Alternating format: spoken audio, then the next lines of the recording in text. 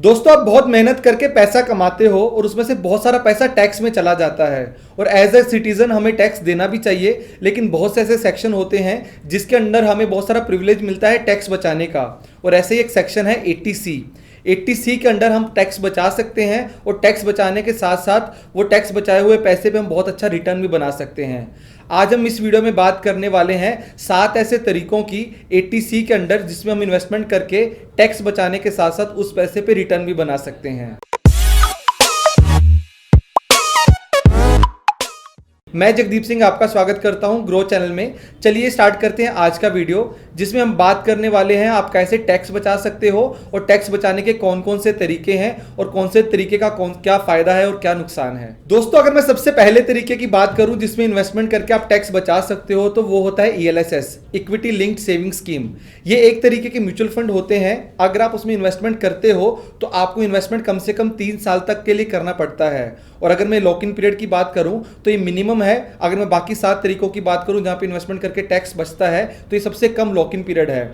यहां पे इन्वेस्टमेंट करके आप बहुत अच्छी रिटर्न भी बना सकते हैं और इसके अलावा 1.5 लाख तक का आप टैक्स रिडक्शन भी ले सकते हैं।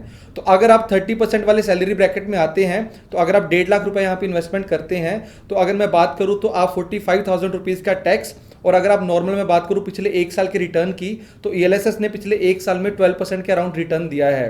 तो अगर मैं टोटल इनकम की बात करूं तो यहाँ पे इन्वेस्टमेंट करके आप 15-16 हज़ार के आसपास का रिटर्न और 1.5 लाख के ऊपर 45,000 रुपए तक का टैक्स भी बचा सकते हैं। तो दोस्तों, 12.3 का तो एवरेज रिटर्न दिया था सभी ELSS फंड ने। तो अगर मैं बात करूं कि हाईएस्ट रिटर्न कितना मिला था तो हाईएस्ट रिटर्न एक ELSS म्यूचुअल फंड ने 21% के आसपास का दिया था। तो आप आइडिया लगा सकते हैं कि ELSS में इन्वेस्टमेंट करके टैक्स बचाने के साथ साथ आपको कितना अच्छा रिटर्न भी मिल सकता है। दोस्तों, जब भी म्यूचुअल फंड्स की बात होती है तो मैं आपको हमेशा यही बोलता हूं कि म्यूचुअल फंड में आपको देखना चाहिए कि वो कहां पे इन्वेस्टमेंट करते हैं। तो अगर मैं ELSS म्यूचुअल फंड्स की बात करूं तो एक तरीके के मल्टी कैप म्यूचुअल फंड होते हैं।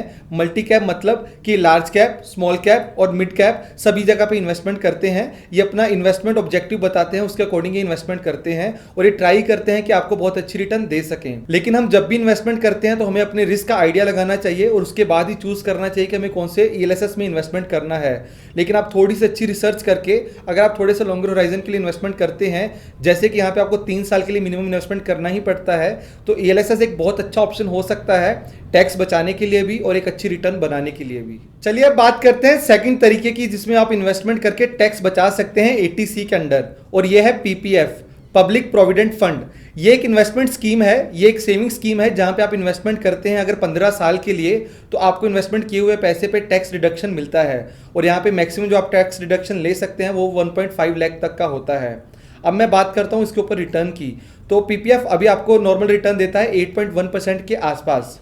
अब आपके दिमाग में ये क्वेश्चन आ रहा होगा कि ELSS में तो आपको बहुत ज़्यादा अच्छी रिटर्न मिलती है और PPF में आपको जो रिटर्न मिल रही है वो 8.1% के आसपास मिलती है। तो दोस्तों, यहाँ पे आपको थोड़ा ध्यान देना चाहिए कि जो ELSS होता है वो इक्विटी में इन्वेस्टमेंट करता है जहाँ पे थोड़ा वॉलेटिलिटी होता है और थोड़ा सा रिस्क भी हायर होता है, जिसकी वजह से आपको वहाँ ज़्यादा रिटर्न मिलने के चांसेस होते हैं। लेकिन अगर मैं PPF की बात करूँ तो वो सेंट्रल गवर्नमेंट के अंडर होता है जहाँ पे आपका वॉलेटिलिटी बहुत कम होता है और आपका पैसा ऑलमोस्ट सेफ होता है हमेशा के लिए।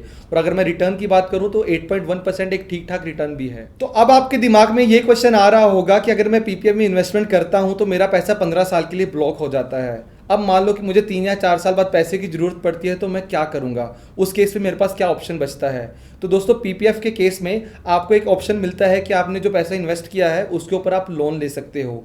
तो अगर आप बीच में कहीं भी आपको पैसे का रिक्वायरमेंट होता है तो आपने PPF में पैसा डाला हुआ है तो उस पैसे पे आपको रिटर्न मिलता रहेगा, और अगर आपको कोई शॉर्ट टर्म पैसे की जरूरत पड़ती है तो उसके अगेंस्ट आप लोन लेके अपनी शॉर्ट टर्म रिक्वायरमेंट्स को पूरा कर सकते हो। अब हम बात करते हैं कि PPF में आप कितने टाइम बाद पैसा निकलवा सकते हो। तो PPF में एक विड्रॉल ऑप्शन होता है 7 साल के बाद। मतलब कि अगर आपने आज पैसा इन्वेस्ट किया तो 7 साल के बाद आप कुछ पैसा निकलवा सकते हो। इनके अलग अलग स्लैब्स होते हैं कि आप कितना पैसा विड्रॉ कर सकते हो। चलिए अब बात करते हैं थर्ड मेथड की।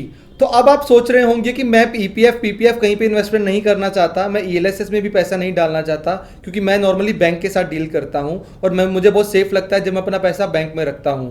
तो दोस्तों, यहाँ पे भी एक ऑप्शन होती है टैक्स बचाने की कि अगर आप किसी बैंक में FD करवाते हो 5 साल का लॉक इन के साथ तो आपको इन्वेस्टमेंट किए हुए पैसे पे मैक्सिमम 1.5 लाख तक का टैक्स रिडक्शन मिल सकता है। तो मतलब कि अगर आप किसी बैंक में एफडी करवाने जा रहे हो और आपने एटीसी के अंदर टैक्स डिडक्शन के बारे में नहीं सोचा, तो आप एक एफडी 1.5 लाख उससे ज़्यादा तक की करवा सकते हैं उस बैंक में 5 ईयर लॉक इन लेके, और उसके ऊपर 1.5 लाख तक का टैक्स डिडक्शन भी ले सकते हैं। तो दोस्तों अगर मैं रिटर्न की बात करूं तो हर बैंक एफडी में आपको अलग रिटर्न मिलती है, क्योंकि हर बैंक का एक अपना इंटरेस्ट रेट होता है। तो इसमें आप किसी भी बैंक में जाके देख सकते हो और अपना ट्राई कर सकते हो कि कौन से बैंक में हाईएस्ट रिटर्न है, और उसके बाद आप डिसाइड कर सकते हो कि कौन से बैंक में आपको एफडी करवानी चाहिए, टैक्स रिडक्शन के लिए भी और इंटरेस्ट रेट पे रिटर्न के लिए भी। चलिए अब बात करते हैं फोर्थ इन्वेस्टमेंट ऑप्शन की, जिसमें इन्वेस्टमेंट करके आप बहुत सारा पैसा बचा सकते हैं और टैक्स भी बचा सकते हैं, और इस इन्वेस्टमेंट ऑप्शन का नाम है ईपीएफ, एम्प्लॉय प्रोविडेंट फंड। जैसे कि आपको पता है कि इंडिया में बहुत से लोग सैलरीड एम्प्लॉय होते हैं, तो गवर्नमेंट एक अलग अकाउंट लेके आई ईपीएफ, जिसमें उनके अकाउंट में से हर मंथ कुछ कुछ पैसा ऐड होता रहता है, ताकि जब वो रिटायरमेंट में जाएं उनके पास एक ठीक ठाक पैसा हो, ताकि वो अपनी ज़रूरतों को पूरा कर सकें। अगर मैं ईपीएफ के रिटर्न की बात करूं तो पिछले एक साल में ईपीएफ ने जो रिटर्न दिया है वो है 8.65% के आसपास। तो दोस्तों ईपीएफ में कितना पैसा जाएगा वो हर एम्प्लॉयर का अलग अलग पॉलिसीज होती हैं, लेकिन कोई भी एम्प्लॉयर किसी भी एम्प्लॉय के 12% ऑफ देयर बेसिक सैलरी से ज़्यादा का कॉन्ट्रीब्यूशन नहीं कर सकता। अब आप ये सोच रहे होंगे कि अगर मैं पिछले 10 साल से जॉब कर रहा हूं और मेरे ईपीएफ में ठीक ठाक पैसा जमा हो गया है, तो मैं किन केसेस में ईपीएफ में से पैसा निकलवा सकता हूं। तो दोस्तों अगर मैं बात करूं तो ओवरऑल 3 केस होते हैं जिस केस में आप ईपीएफ में से पैसा विड्रॉ कर सकते हो विदाउट एनी पेनल्टी। सबसे पहला होता है कि अगर आप रिटायरमेंट एज में पहुंच गए हो, जैसे कि रिटायरमेंट एज है 58 ईयर्स, तो 58 ईयर्स के बाद कभी भी आप जाके ईपीएफ में से पूरे का पूरा पैसा निकलवा सकते हो। दोस्तों दूसरा केस होता है कि आपकी नौकरी चली गई और आपकी नौकरी गए हुए 2 महीने से ज़्यादा टाइम हो गया है, तो आप अपने ईपीएफ में से पैसा निकलवा सकते हैं अपनी ज़रूरतों को पूरा करने के लिए। अगर मैं तीसरे केस की बात करूँ तो बहुत से ऐसे और रूल्स होते हैं जिसके अंडर आप ईपीएफ में से पैसा निकलवा सकते हो। जैसे कि आप जॉब करते करते आपको लगा कि आपको हायर एजुकेशन के लिए जाना है, उस केस में आप पैसा निकलवा सकते हो। कोई मेडिकल इमरजेंसी आ गई, उस केस में आप पैसा निकलवा सकते हो। आपकी बेटी की शादी है या कोई भी ऐसा एक्सपेंस है जहां पे बहुत जरूरी है आपको पैसा, उस केस में आप यहां से पैसा निकलवा सकते हो। चलिए बात करते हैं 5वें तरीके की जिसमें आप इन्वेस्टमेंट करके टैक्स बचा सकते हैं, और ये होता है एनएससी। अगर मैं इसकी फुल फॉर्म की बात करूं तो नेशनल सेविंग सर्टिफिकेट, जिसमें आप मिनिमम 100 रुपीज़ से इन्वेस्टमेंट कर सकते हो, और अगर आप 1.5 लाख तक का कितना भी इन्वेस्टमेंट करते हो तो उस पर आपको टैक्स रिडक्शन मिलता है। अगर मैं इसके ऊपर रिटर्न की बात करूं तो इसमें ऑन एन एवरेज 8% के अराउंड रिटर्न मिलता है, जो एक बैंक एफडी के कंपैरिजन में एक अच्छा रिटर्न है। अगर मैं 5 साल बाद की बात करूं तो 5 साल के बाद जब आपका प्रिंसिपल अमाउंट और आपको इंटरेस्ट वापस मिलता है तो आपकी दोनों चीज़ें टैक्स फ्री होती हैं। मतलब कि जो आपने इंटरेस्ट अर्न किया उसके ऊपर भी कोई भी टैक्स नहीं लगेगा, और जो आपने पैसा इन्वेस्टमेंट किया था उसके ऊपर भी आपको बिल्कुल टैक्स नहीं लगेगा। चलिए अब बात करते हैं सुकन्या समृद्धि योजना के बारे में। ये भी 80C के अंडर आता है, और अगर आप इसमें इन्वेस्टमेंट करते हैं तो आप इस पर रिटर्न भी बना सकते हैं और अब इन्वेस्टमेंट किए हुए पैसे के ऊपर टैक्स भी बचा सकते हैं। सुकन्या समृद्धि योजना के अंडर अगर आपका एक बेबी गर्ल होता है तो उसको 10 साल की एज में पहुंचने से पहले आपको इस अकाउंट में इन्वेस्टमेंट करना स्टार्ट करना है, और आप इन्वेस्टमेंट मैक्सिमम 14 साल तक के लिए कर सकते हैं जब आपने पहली बार अपना अकाउंट खुलवाया था। और इसमें अगर मैं रिटर्न की बात करूं तो इसमें अराउंड 8% के अराउंड आपको रिटर्न मिलता है, और जब आपकी बेबी गर्ल 18 ईयर की हो जाती है तो आप उसमें से 50% तक का विड्रॉल कर सकते हो एजुकेशन के लिए, और इसके अलावा जब शादी करनी होती है तो तब भी आप वहां पे विड्रॉल करके अपने पैसे की जरूरतों को पूरा कर सकते हो। चलिए बात करते हैं लास्ट इन्वेस्टमेंट ऑप्शन की अंडर 80C, जिसमें आप इन्वेस्टमेंट करके टैक्स भी बचा सकते हैं और आपको अच्छा रिटर्न भी मिल सकता है, और इस इन्वेस्टमेंट ऑप्शन का नाम है यूलिप। अगर मैं यूलिप की फुल फॉर्म की बात करूं तो इसकी फुल फॉर्म है यूनिट लिंक इंश्योरेंस प्लान। इसमें इन्वेस्टमेंट करके आपके 2 पर्पस सर्व होते हैं। पहला इन्वेस्टमेंट का, क्योंकि आप 80C के अंदर जब भी इन्वेस्टमेंट करते हैं तो आप सोचते हैं कि आपको टैक्स बचे और आपको इन्वेस्टमेंट भी मिले, तो इस प्लान के अंडर आपका टैक्स बचता है और उस पर आपको रिटर्न भी मिलती है, लेकिन यहाँ पे आपको इंश्योरेंस का बेनिफिट भी मिलता है।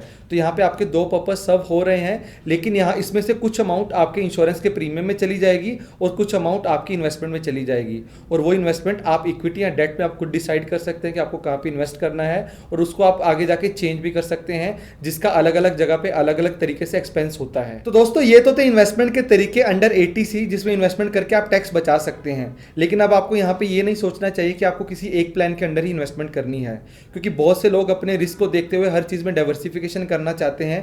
तो 80C के अंडर भी आप अलग अलग जगह पे इन्वेस्टमेंट कर सकते हैं। जैसे कि आपको ओवरऑल बेनिफिट तो सिर्फ 1.5 लाख पे ही मिलेगा, तो इसमें आप अलग अलग जगह पे इन्वेस्टमेंट कर सकते हैं। जैसे कि आपको मैक्सिमम बेनिफिट तो 1.5 लाख पे ही मिलेगा, तो उसमें से आप पैसा अलग अलग जगह पे डिवाइड कर सकते हैं। जैसे कि थोड़ा रिस्क लेने के लिए आप थोड़ा सा पैसा ELSS में डाल सकते हैं, जहाँ से आपको ज़्यादा रिटर्न भी मिल सकती है। अगर आपको बैंक FD पसंद है तो थोड़ा पैसा आप बैंक FD में भी डाल सकते हैं। तो वैसे ही सुकन्या समृद्धि योजना में थोड़े से पैसे डाल के आप अपने बेबी गर्ल के फ्यूचर के बारे में भी प्लान कर सकते हैं। तो ये आपको इसलिए अलग अलग इन्वेस्टमेंट ऑप्शन के बारे में बताया गया है ताकि आप ओवरऑल प्लान देख के अपने पैसे को अलग अलग जगह पे डालें, ताकि आप अपने पैसे को डाइवर्सिफाई भी कर लें और अलग अलग जो आपके इन्वेस्टमेंट ऑब्जेक्टिव होते हैं आपके वो भी मीट हो जाएं टैक्स बचाने के साथ साथ। तो दोस्तों अगर मैं फाइनेंशियल ईयर 20 की बात करूं तो 31 मार्च से पहले आपको इन्वेस्टमेंट करना पड़ेगा अगर आपको टैक्स बेनिफिट लेना है। तो अगर आपने अभी तक यहाँ किसी भी जगह पे इन्वेस्टमेंट नहीं किया तो अभी से आप इन्वेस्टमेंट करना स्टार्ट कर सकते हैं, ताकि इस साल का जब आप टैक्स फाइलिंग करें, जिसके ऊपर हम एक और बहुत डिटेल में वीडियो बनाएंगे कि आप कैसे फाइल कर सकते हैं, तो अभी से आप इन्वेस्टमेंट करना स्टार्ट कर सकते हैं, ताकि तब जाके आपके ऊपर एकदम से प्रेशर नहीं पड़े टैक्स बचाने का। तो दोस्तों अगर आपको ये वीडियो अच्छी लगी तो हमारी वीडियो को लाइक करें। अगर आपने हमारे चैनल को अभी तक सब्सक्राइब नहीं किया तो जल्दी से हमारे चैनल को सब्सक्राइब करें, क्योंकि हम इस चैनल पे हर वीक 2 से 3 वीडियोस इन्वेस्टमेंट के ऊपर लेके आते हैं, जो आपको एक बहुत ही अच्छा इन्वेस्टर बनने में और एक इंटेलिजेंट इन्वेस्टर बनने में बहुत ज़्यादा हेल्प कर सकता है। तो इस वीडियो को मैं एंड करता हूँ आपके लिए क्वेश्चन के साथ कि 80C के अंडर अगर आपको इन्वेस्टमेंट करनी है तो आपका इसमें से फेवरेट इन्वेस्टमेंट ऑप्शन कौन सा होगा। आप उसके पीछे अपना रीज़न भी दे सकते हैं, ताकि आपके कमेंट से हमें और हमारे जैसे बहुत से व्यूअर्स को बहुत कुछ सीखने को मिले। Happy investing.